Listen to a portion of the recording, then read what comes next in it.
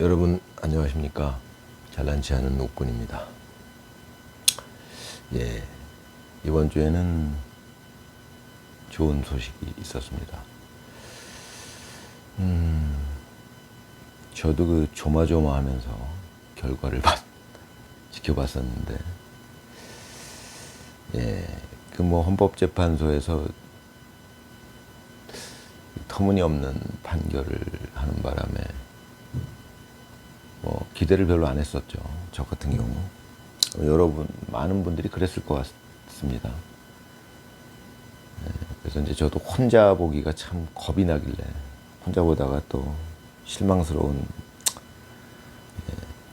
판결이 나오면 참 마음 둘 곳 없을 것 같아서 일부러 아는 이제 지인분을 찾아가서 같이 시간을 보내면서 봤습니다. 근데 어찌됐건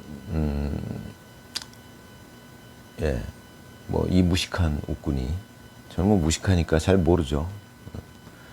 근데 뭐 국민 대다수가 저 같은 제가 뭐 아주 무식한 건 아니에요. 그러니까 아주 그 유식한 분들에 비해서 무식하다는 거지. 저는 그냥 아마 평균적인 사람이죠. 그러니까 국민 전체를 놓고 보면은 뭐 유식한 분들이 뭐 상위 뭐 한 10% 이렇게 하면은 저는 그래도 이게 옛날에 그 수학에서 분포도라고 통계 분포도라고 있잖아요. 그럼 양극단 빼고 저는 그냥 그 중간에 있는 평범한 사람이죠. 그냥 평범한 무식한 사람이에요. 예. 근데 이제 이 무식한 사람이 보기에도, 예. 물론 이제 저는 머리가 좋죠. 머리가 굉장히 좋아요. 아주, 잘난치 않은 옥군입니다. 무식하지만 머리가 아주 그냥 굉장히 좋으니까. 예.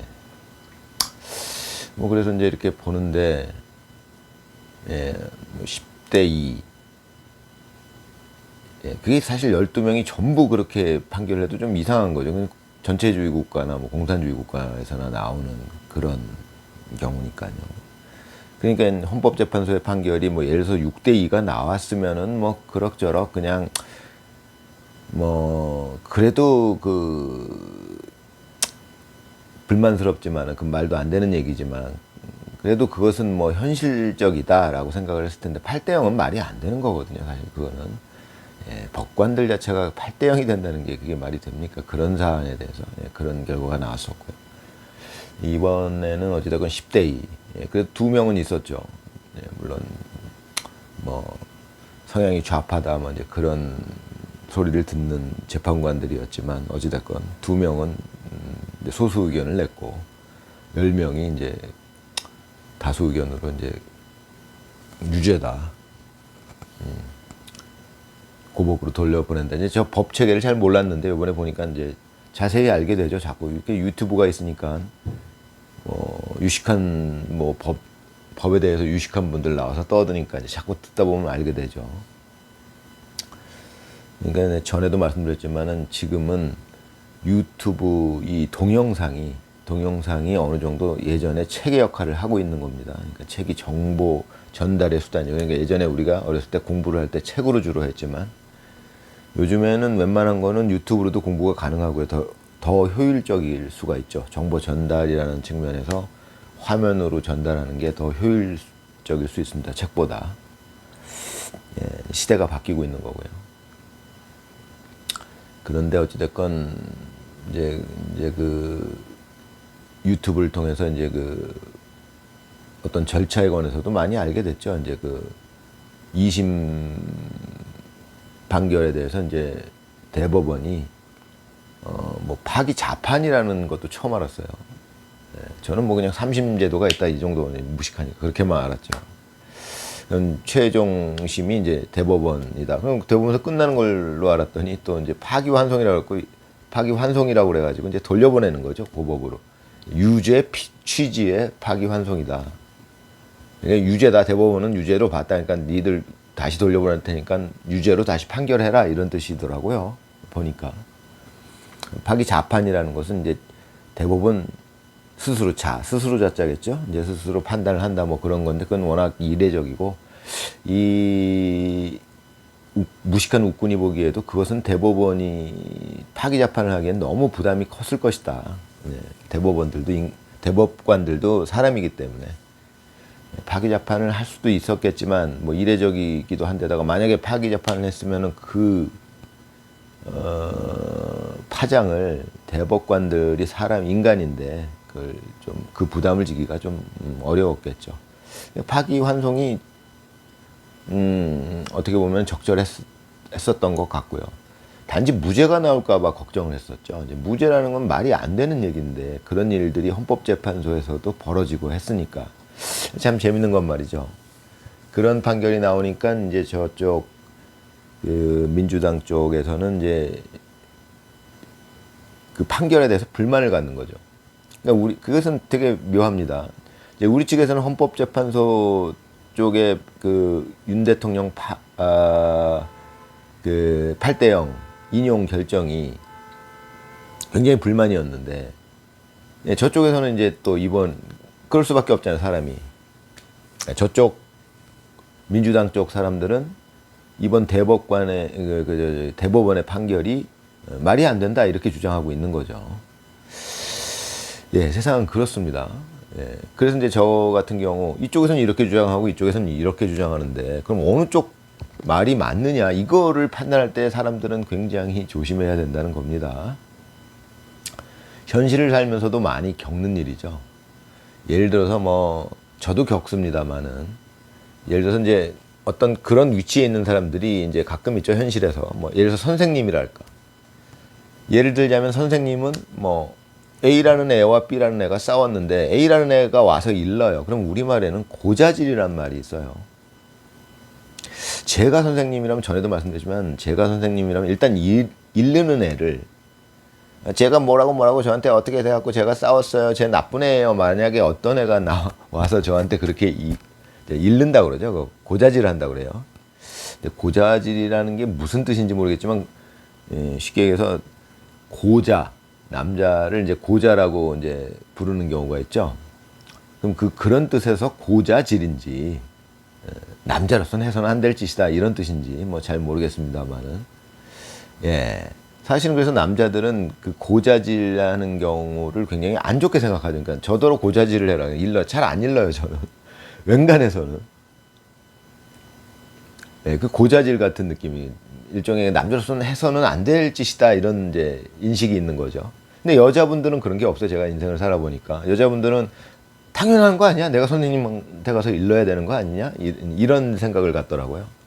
근데 제가 선생님이라면 이런 생각을 할 것 같습니다. 저는 직장에서도 예를 들어서 직장 상사인데 밑에 부하 직원들 자기들끼리 동료들끼리 이렇게 하다 트러블이 생겼는데 상사한테 그걸 잃는다. 자기들끼리 트러블이 생긴 거를. 그럼 이제 제가 상사 입장이라면 똑같은 경우죠. 그 선생님의 경우와. 먼저 저는 그렇게 생각해요. 제가 상사의 입장이라면 얘 봐라. 얘는 나한테 와서 이걸 잃르네. 둘이서 무슨 트러블이 있었나 본데. 쟤는 나한테 아무 말 안 하는데.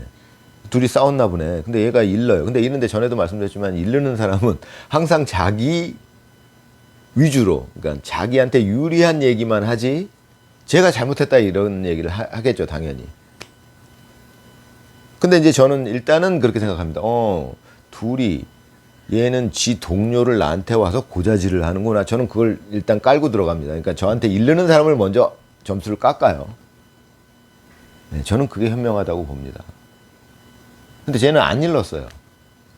근데 얘는 일렀어요. 그래갖고 뭐 어떻게 제가 나쁜 놈이래. 그래갖고 그럼 이제 제가 찾아가서 그 친구한테 가서 물어보겠죠. 어떤 일이 있었냐. 그러면 이렇게 양쪽을 균형 있게 들어봐야 된다 이겁니다. 그러니까 얘는 거짓말을 할 수도 있어요. 고자질을 하는 애들은. 제가 뭐 이렇게 왜 자기의 잘못을 정당화하기 위해서. 자기도 잘못이 있는데 그것은 빼고. 보통 전에도 말씀드렸지만 보통 인간은 대부분의 인간은 일단 자기 유리한 것만 얘기해요. 대부분 사실을 얘기하고. 근데 간혹 아주 나쁜 사람들은 자기가 옳다는 거를 나한테 어필하기 위해서 거짓말을 섞는단 말입니다. 거짓말을 섞으면서 상대방을 비난한다고, 자기랑 싸운 상대를. 그렇게 되면 이제 어리석은 사람들이 그렇구나, 제가 나쁜 놈들이구나 이렇게 생각을 한단 말이죠. 대부분의 경우 그럴 경우 이 사람이 오히려 더 나쁜 경우가 많죠. 고자질한 사람이. 말이 그래서 고자질인지는 모르겠어요. 예. 그러니까 얘는 기본적으로 자기 동료를 고자질하는 사람이거든요. 기본적으로. 예, 그 점을 깔고 갑니다. 물론 특수한 경우가 있을 수 있지만 기본적으로 그런 상황이 발생했을 때 그게 뭐 선생님이든 뭐든 지 동료를 얘는 나한테 와서 내가 이제 선생님이라고 해서 내가 직장 상사라고 해서 지 동료를 나한테 와서 고자질을 하네? 이런 생각을 갖게 되죠. 예, 그게 맞는 거라고 봅니다. 그래야 합리적인 판단을 내릴 수 있고. 왜냐하면 얘는 항상 지 유리한 점만 생각하고 주장하고 그럴 테니까요. 나쁜 애들은 막 거짓말까지 섞고. 그러니까 지금 이런 경우에도 민주당하고 이쪽 지금 자유우파 진영하고 지금 뭐 말을 그렇게밖에 못하죠. 근데 이제 민주당 쪽에서 누가 봐도가 아니라 민주당 쪽에서는 헌법재판소가 8대0 인용 판결이 나왔을 때 잘했다 이렇게 했던 거예요. 그 판결이 옳다. 예, 그렇게 보면 안 되고요. 그렇게 자기중심적으로 보면 안 되고요. 객관적으로 보려고 해야죠. 그렇게 봤을 적에 이번 판단이 대법원의 판결이 과연 정당하고 옳은 판결이냐 이렇게 접근해야지. 나한테 유리하면 옳은 판결. 저쪽에다가 유리하면은 이건 잘못된 판결. 이런 거는 철없는 사람들, 애들이나 하는 짓입니다. 예. 이제 그런 걸 양쪽을 객관적으로 내가 이 편이든 저 편이든 그걸 떠나서 객관적으로 합리적으로 봤을 적에 이것이 옳은 판결인가 이렇게 접근해서 판단을 해야 되는데 예, 사실은 이쪽 사람들도 그런 면이 있죠. 그렇지만 이제 제가 보는 관점에서는 그렇게 이제 그런 걸 다 떠나서 내가 이쪽 편이고 뭐 자유우파고 뭐 좌파고 이걸 떠나서 내가 그걸 떠나서 객관적으로 보려고 했을 때 이 판결이 옳은 판결이냐 이렇게 접근해야 된다 이겁니다. 그래도 불만이 생길 수가 있는데 그렇습니다. 이제 그런 걸 감안해야죠. 그래서 이제 윤 대통령은 존경을 받는 게 그럼에도 불구하고 다 받아들였죠. 제가 말씀드렸지만 뭐 소크라테스가 뭐 악법도 법이다 했던 때처럼 윤석열 대통령은 다 받아들였어요. 근데 지금 그 민주당 쪽에서는 안 받아들이려고 하죠. 뭐 약간 이제 그런 면도 있고 또 그 판결 자체가 제가 보기엔 객관적으로 봤을 적에 옳은 판결이었다. 그게 거짓말이지 어떻게 그 무죄를 준 그 재판부가 이상한 판결이거든요. 아니 그건 누가 봐도 그러니까 객관적이어야 된다는 거죠. 자기 편 이렇게 이제 감정에 치우쳐서 판단을 하면 안 된다 이겁니다. 그러니까 아까도 말씀드렸지만 선생의 입장에서는 얘와 얘를 잘잘못을 따져줄 때 내 감정을 배제해야 된다는 겁니다. 이게 여기서 어려운 점이 현실에서 자주 나타나는 일이에요. 지금 모든 국민들이 어느 당을 지지할 것인가라는 부분에서도 이 현상이 나타나고 있어요. 일단 감정이 섞이면 안 돼요. 선생의 입장인데 얘도 내 제자고 쟤도 내 제자인데 얘가 와갖고 얘 얘기를 먼저 고자질을 하면서 쟤가 나쁜 놈이라고 이런 짓을 했다 나한테 뭐 어떻게 하고 뭐 이런 잘못을 하고 저런 잘못을 했다라고 말을 들었을 때 선생인 내가 그래 저놈 나쁜 놈이네 이런 감정을 가지면 안 된다는 얘기입니다. 그럼 판단력이 흐려지잖아요. 감정이 섞이면. 예, 선생님 입장에서는 얘네들 그런 문제들을 현명하게 해결을 해줘야 되는데 그럴 때 내가 얘 말만 듣고 감정을 그놈 나쁜 놈이네 이런 마음이 들었다면 그 마음은 버려야 된다는 거죠. 그 마음 버리고 얘 말 들으면 이제 제가 나쁜 짓을 한 게 막 여러 개가 있으니까 얘 말만 들어보면 그래 저놈 진짜 나쁜 놈이네 이런 감정이 생기면 안 된다 이겁니다. 먼저 걔한테 가서 물어보고 그래 너는 어떻게 생각하니? 무슨 일이 있었니? 자세히 알아보고 뭐 이런 거 저런 거 다 다각도로 이제 감정을 배제한 상태에서 만약에 제가 나쁜 놈이네라는 뭐 벌써 감정이 조금이라도 생기면 저는 객관적일 수가 없어요. 그러니까 감정이 섞이면 안 된다는 겁니다. 그런 판단을 할 적에 내 편이니까 무조건 옳아 이건 옳은 생각이 아니죠. 요즘 사람들이 그런 함정에 많이 빠지는 것 같아요. 그러니까 특히 여자분들이 당신은 이런 상황에서 무조건 내 편 들어야 되는 거 아니야? 그렇지 않습니다. 그게 사랑이 아니에요. 자, 내 와이프가 잘못했을 때는 예를 들어서 내 와이프가 어떤 문제로 잘못 생각을 해갖고 트러블을 일으켰는데 이웃 주민과 제가 남편이에요 만약에 제 와이프가 이웃 주민하고 트러블이 생겼어요. 가서 들어보니까 제 와이프가 잘못한 겁니다. 실수한 겁니다. 그럴 수 있지 않습니까? 사람인데 사람은 실수하잖아요. 그럼 제가 진짜 제 와이프를 사랑한다면 죄송합니다. 그러고 제가 사과를 드리는 게 맞지. 무조건 내 잘못한 걸, 내 와이프가 잘못한 걸 알면서도 내 와이프 편을 들어야 된다. 그건 잘못된 생각입니다. 요즘에는 그런 논리가 많이 퍼져 있더라고요. 여자들이. 당신은 무조건 어떤 상황에서도 내 편을 들어야 되는 거 아니냐. 그렇지 않습니다. 예. 그러면은 다 같이 불행해지자는 얘기죠. 그러니까 요즘 사람들이 내 새끼는 무조건 내 편을 들어야. 옛날에 어른들은 그러지 않았어요. 내 새끼가 잘못했으면 꾸짖어 주십시오라고 스승한테 선생님 찾아가서 그렇게 얘기하는 게 사랑입니다. 잘못을 했는데 꾸짖지 않고 내 편을, 내 새끼인데 왜 네가 야단쳐, 이런 사람들이 있어요. 그러고 그런 사람들이 예전에는 가끔, 예전에도 있었겠죠. 그럼 그런 사람들은 이제 욕을 먹었죠. 요즘에는 그런 사람들이 당연한 거 아니야?